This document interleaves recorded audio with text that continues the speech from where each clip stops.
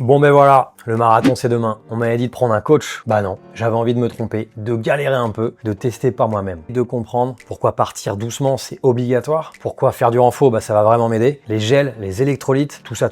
Ça prend du temps aussi de faire comme ça. Du coup j'ai pas fait de vidéo depuis 1 mois et demi, il fallait faire un choix et j'ai choisi de courir pour avoir une chance de finir ce marathon. J'ai préféré apprendre à la dure plutôt que suivre un plan tout fait. Comment je peux faire pour optimiser mon hydratation et mon alimentation? Écoute, il va falloir que tu te débrouilles tout seul à un moment donné, mon grand. La clé est en toi, c'est dans l'harmonie entre ce que tu ressens et ce que tu sais que se trouve le secret de ta réussite. Je suis pas parti à l'arrache non plus, hein. Je suis allé comparer plusieurs plans sur plusieurs applis et franchement c'était quasiment pareil que ce que me disait la montre. Donc j'ai choisi de suivre ça, c'est gratuit, enfin sauf si tu comptes le prix quand même. Et honnêtement, ça m'a quand même bien aidé. Moi à la base je pensais qu'il fallait courir à l'allure fixée et faire ça le plus possible. Pas du tout, zéro. Ça m'a appris qu'il fallait entraîner son corps à tout faire. Courir lentement, accumuler des bornes pour habituer l'organisme au stress mécanique, puis courir vite, être à l'aise dans tout en fait. Résultat, aujourd'hui, je me sens pas trop mal. Pas invincible, hein, juste à peu près prêt. Et franchement, c'est déjà énorme vu les doutes par lesquels je suis passé. La course à pied, c'est vraiment personnel. Il y en a qui font le marathon à un peu plus de 2 heures, il y en a qui courent des trails de 300 bornes et qui ont l'air intouchables. Mais si tu commences à te comparer avec ces gens, en fait, tu fais jamais rien. Donc demain, la seule personne contre qui je cours vraiment, ça sera moi et surtout les différents états émotionnels par lesquels je vais passer. Et vous inquiétez pas, je vous emmène avec moi. Je me suis équipé en conséquence, on va pas vous faire louper ça quand même. Et puis le reste, ben on s'en fout. À la base, je voulais faire un temps. Ma montre me dit que je peux le courir en un peu plus de 3h20, mais ça, j'y crois absolument pas parce qu'elle prend pas du tout en charge le dénivelé. Et si on regarde le parcours annoncé par l'organisation, bah déjà, c'est un peu plus de 43 km et surtout 630 mètres de dénivelé positif. Donc l'objectif, ça va être de finir. Et si je passe sous la barre des 4 heures, là, c'est bonheur. Sur ces montres, maintenant, tu peux également mettre un pacer. Donc tu rentres la carte de l'épreuve à l'avance et il va te dire à quelle allure courir en fonction des pentes, etc.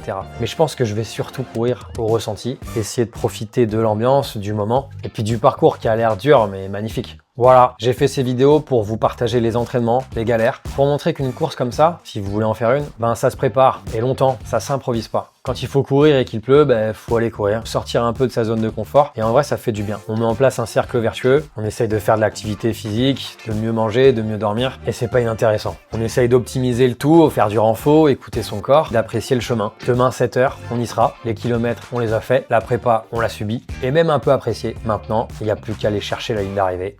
Allez, hein!